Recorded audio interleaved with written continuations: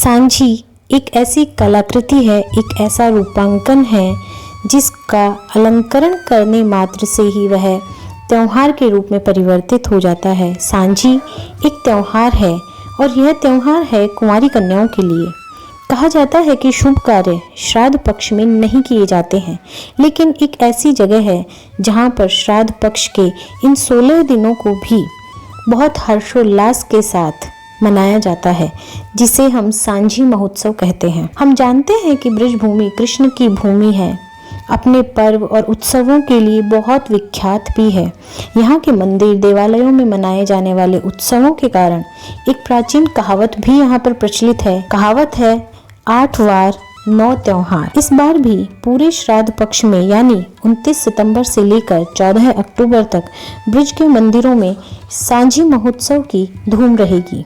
जहां मंदिरों में रंग और फूलों की सांझी बनाई जाएगी, वहां पर आसपास के ग्रामीण अंचलों में गोबर से बनाकर इसे महोत्सव के रूप में मनाया जाता है। श्राद्ध पक्ष के इन 16 दिनों को भी त्योहार की तरह मनाई जाने वाली जगह है ब्रजभूमि।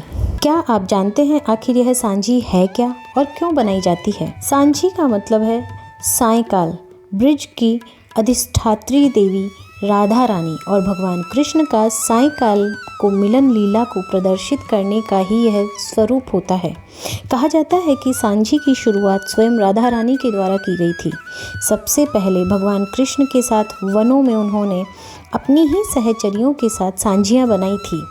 वन में आराध्य देव कृष्ण के साथ सांझी बनाना राधा रानी को सर्वप्रिय था। तभी से यह परंपरा ब्रजवासियों ने अपना ली और राधा कृष्ण को रिझाने के लिए अपने घरों के आंगन में सांझियों का रूपांकन करने लगे। और 16 दिन के सांझी महोत्सव के तौर पर मंदिर में राधा रानी का आह्वान भी किया जाता है। इसमें मंदिर में चौक में सूखे रंगों पुष्पों से सांझी को बनाकर मंदिर में विराजमान ठाकुर जी के श्री विग्रह के समक्ष उसकी पूजा, भोगराग और गोस्वामियों के द्वारा सामूहिक समाज गायन भी किया जाता है। सांझी शब्द सांझ से बना है। सांझ का मतलब है संध्या और संध्या यानी संधि काल।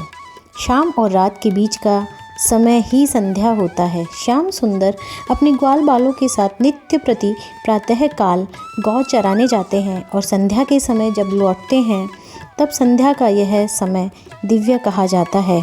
सखियों के साथ सखाओं के साथ कृष्ण, बलराम, राधा और गायें इनके चरणों से स्पर्श पाकर जो ब्रज की रज है वह भी फूली नहीं समाती है और आकाश की ओर उड़ने लगती है। इसीलिए इस संध्या समय को गोधूली बेला के नाम से भी जाना जाता है। इसी समय इस आकृति का चित्रण करने के कारण इस कला का नाम भी सांझी पड़ा है। मंदिर में श्राद्ध पक्ष में फूलों की सांझी, रंगों की सांझी, गाय के गोबर की सांझी, पानी पर तैरते हुए सांझी आदि इन दिनों में प्रतिदिन बनाई जाती है और इन सांझियों में श्री राधा कृष्ण की लीलाओं का मनमोहक दर्शन का लाभ मिलता है। इस सांझी को बनाने में 10 से 12 घंटे का समय लगता है।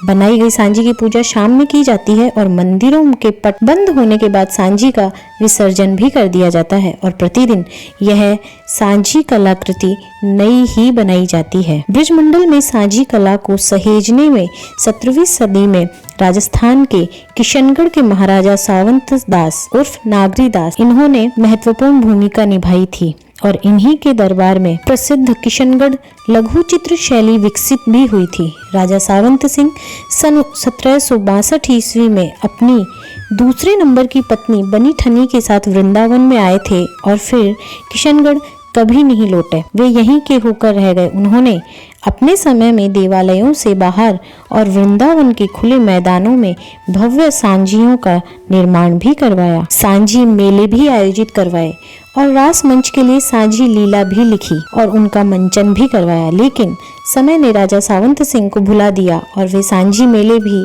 19वीं सदी के मध्य में बंद से हो गए थे। नाथद्वारा में भी यह सांझी बनाई जाती है और मंदिरों में यह बहुत ही प्रसिद्ध भी है। यहाँ पर केले की सांझी होती है और यह श्राद्ध पक्ष की एकादशी को बनाई जाती है। उदयपुर का जो मच्छंद्रनाथ मंदिर है, क्या आप जानते हैं, वह सांझियों का मंदिर भी कहलाता है।